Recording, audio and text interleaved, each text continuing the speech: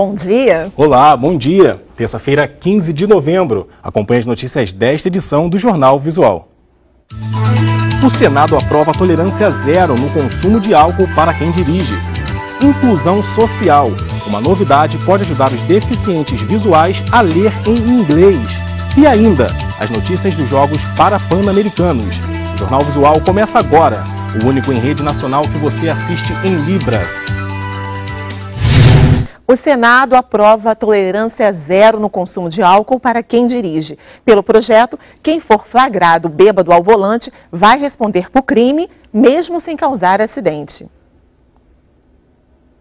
A lei seca vai ficar ainda mais rigorosa. O Senado aumentou as penas para quem é flagrado dirigindo bêbado.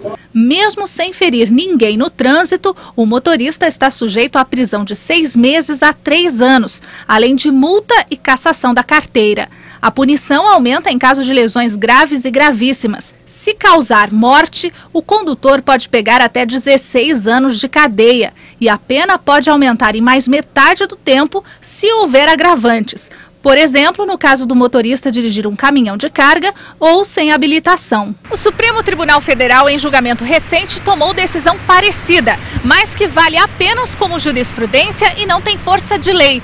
Se o projeto for aprovado também na Câmara dos Deputados, o Código de Trânsito Brasileiro vai considerar criminoso quem dirigir alcoolizado, mesmo que não cause nenhum acidente. A nova redação da lei também admite outras formas de comprovar a embriaguez além do bafômetro. Se o motorista se recusar a fazer o teste, a Justiça pode considerar o depoimento de testemunhas e também imagens como prova do crime. A ferramenta do bafômetro, que foi muito importante no início, reduzindo radicalmente a violência no trânsito, ela se tornou uma ferramenta ineficaz. Por isso estamos ampliando para vídeo, imagem, testemunha, análise clínica. O projeto diminui o limite de álcool permitido. Atualmente o índice tolerado é de 6 decigramas por litro de sangue. O texto em discussão retira essa dosagem específica. Agora a tolerância zero. Por quê? Havia um limite de 0,6 decilitros por litro de álcool por litro de sangue, né? E esse limite acabou. Para este especialista, a lei tem que trazer o limite de álcool permitido, para evitar erros como a punição de pessoas que tomam remédio, usam enxágue bucal ou comem chocolate com licor. É preciso ter uma margem uma margem de erro para que pessoas não criminosas, né, não sejam duramente punidas com essa nova abordagem. O Brasil chegou a quase 6,5 milhões de estudantes matriculados em algum curso superior. O número mais que dobrou em 10 anos. É o que mostra o Censo da Educação Superior divulgado pelo MEC. O ensino superior já tem no país mais de 2.300 instituições que oferecem juntas quase 30 mil cursos. As regiões Norte e Nordeste foi onde mais escolas superiores foram abertas nos últimos 10 anos. Mas a maioria dos alunos ainda são das instituições privadas. O crescimento se deve também ao ensino de educação à distância. Hoje, já soma 14% das matrículas. 10 anos atrás, essa modalidade praticamente não existia. No ano passado, mais mulheres do que homens entraram na faculdade e a idade média dos estudantes é de 26 anos.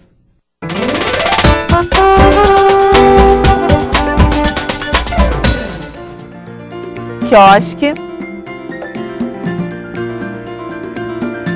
refrigerante, caipirinha, chopp. Hoje você aprendeu mais 4 sinais. Vamos revisar? Quiosque, refrigerante, caipirinha, chopp.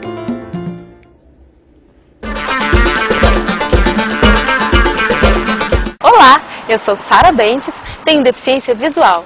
Estou aqui para dar dicas sobre relacionamento com pessoas com deficiência. Ao meu lado está o Fabiano, intérprete de Libras, que é a língua das pessoas surdas.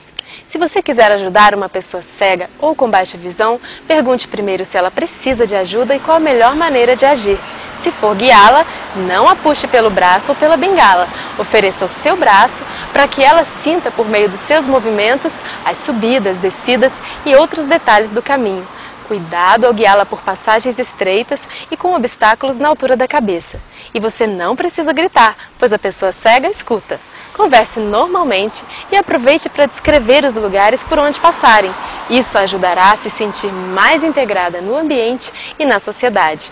Ajude você também a construir um Brasil mais humano.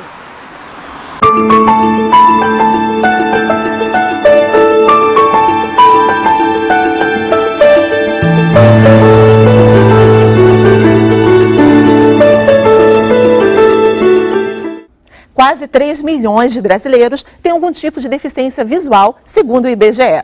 Para descobrir os livros, o caminho para eles é se alfabetizar em braille, Jonatas. Cláudia, agora um avanço. Um congresso internacional promovido pela Fundação Dorina Novil em São Paulo apresenta uma novidade que pode ajudá-los a ler também em inglês. Um descolamento de retina há 6 anos deixou Andréia cega por completo. Mas isso não a afastou do trabalho. Ela revisa por dia cerca de 100 páginas de livros que serão lançados para deficientes visuais. Em algumas atividades, a revisora conta com a colaboração de voluntários. Você nem sempre tem uma pessoa disponível com você no momento exato, assim, olha, estou lendo, surgiu uma dúvida, eu quero saber. Quando os deficientes visuais precisam traduzir algum texto, eles recorrem à ajuda de alguém ou àqueles grandes dicionários em braille. Mas agora já existe uma nova alternativa tecnológica para ajudar essas pessoas. É este dicionário digital. Verbo transitivo direto. Um CD colocado no computador pode ser controlado por um teclado em braille. Ao digitar, a pessoa vai ouvir a palavra na língua original e a tradução. 1. Consideration, reflection. Temos de levar em consideração que... A novidade foi lançada neste Congresso Internacional sobre Livro Digital, Inclusão e Mercado. Ele pode servir inclusive para a pessoa que enxerga, porque a voz sintetizada reproduz não só o texto, mas reproduz a pronúncia correta na língua nativa. Para a Organização Nacional dos Cegos, os produtores de livros deveriam ter mais produtos destinados a deficientes visuais. A produção dos livros, ela ainda não está preocupada, ou não vinha até então preocupada em atender as necessidades de operacionalização por uma pessoa com deficiência visual. Para Andréia, recursos como esse poderiam facilitar a vida de quase 3 milhões de deficientes visuais no país. O dicionário digital bilíngue, ele vai facilitar bastante para a gente.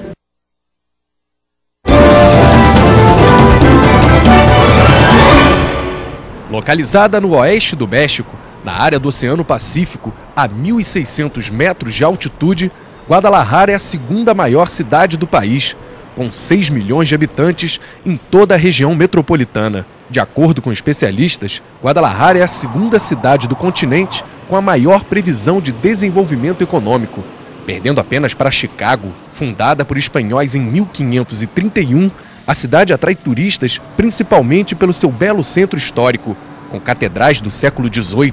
Alguns costumes dessa época ainda são bem atuais por aqui. A capital do estado de Jalisco está bem preparada para receber autoridades, torcedores e atletas do Parapan-Americano. Guadalajara é uma cidade que se preocupa com os deficientes. Em todos os cruzamentos, acessos e calçadas, encontramos rampas como essas, que facilitam a circulação de cadeirantes, como o cantor Israel Giovanni. Israel diz que é muito feliz em Guadalajara, que o governo vem melhorando muito a acessibilidade. Para o cantor, o Parapan é uma excelente oportunidade de a cidade aparecer para o mundo. Otimista, ele fala que a incapacidade dele não está na cabeça. Em Guadalajara lo encontrarás, ciudad hermosa, ella te ayudará, conocerás, quizá el amor y tú serás el amigo. O Jornal Visual termina aqui. Obrigada pela companhia. Assistam agora o Repórter Brasil. Bom dia. Bom dia.